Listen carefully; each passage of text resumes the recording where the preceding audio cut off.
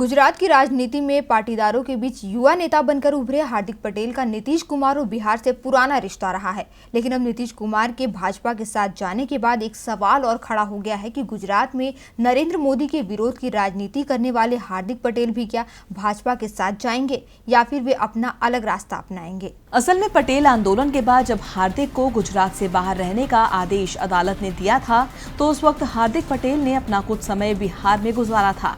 इस दौरान हार्दिक की मुलाकात नीतीश से हुई थी, जो उस समय महागठबंधन और मोदी विरोधी राजनीति के धुरी थी। सूत्रों की माने तो नीतीश ने हार्दिक को राजनीति में आने का न्योता भी दिया था, लेकिन हार्दिक ने सक्रिय राजनीति से खुद को अलग रखा। तब नीतीश ने हार्दिक के रणनीतिकार पाटीदार नवनिर्माण सेना के राष्ट्रीय महासचिव अखिलेश कटियार को अपने साथ लिया और उन्हें पार्टी का सक्रिय महासचिव बना दिया। कटियार को गुजरात, राजस्थान और मध्य प्रदेश का प्रभारी भी बना दिया, क्योंकि इन तीनों राज्यों में पाटीदार समाज के लोग काफी बड़ी संख्या में रहते हैं। मध्य प्रदेश में चले किसान आंदोलन में पाटीदारों की बड़ी भूमिका थी और पाटीदार नवनिर्माण सेना इसमें भाग ले रही थी। आंदोलन के दौरान हुई गोलीबारी में मारे गए 6 किसानों में से 4 पाटीदार ही थे, जिसके बाद मंदसौर में हार्दिक की आम सभा भी हुई थी, जिसमें बड़ी संख्या में किसान उपस्थित हुए थे। चूंकि अखिलेश कटियार जदयू और हार्दिक पटेल दोनों का काम देख रहे थे, इसीलिए पाटीदार नवनिर्माण सेना अघोषित रूप से जदयू के साथ जुड़ गई थी और पाटीदारों को नीतीश का साथ मिल रहा था।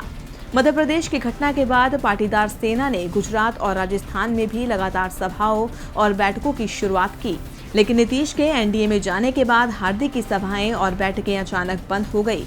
जब नीतीश भाजपा के साथ गए उस समय हार्दिक की 2 सभाएं राजस्थान में प्रस्तावित थीं, जो स्थगित कर दी गईं। इनमें एक सभा झालावाड़ जिले में मुख्यमंत्री वसुंधरा राजे के विधानसभा क्षेत्र में थी। इस बीच अखिलेश कटियार ने संकेत दिया है कि वे नीतीश का साथ छोड़कर फिर से पूरी तरह से हार्दिक के साथ मोदी विरोधी राजनीति में लगेंगे। अब ये देखना होगा कि अगर कटियार नीतीश का साथ नहीं छोड़ते हैं तब हार्दिक की आगे की योजना क्या होगी, क्योंकि हार्दिक ने सक्रिय राजनीति से खुद को अलग कर रखा है और उनकी राजनीति का केंद्र मोदी विरोधी पाटीदार आंदोलन है। डीबी लाइव की रिपोर्ट।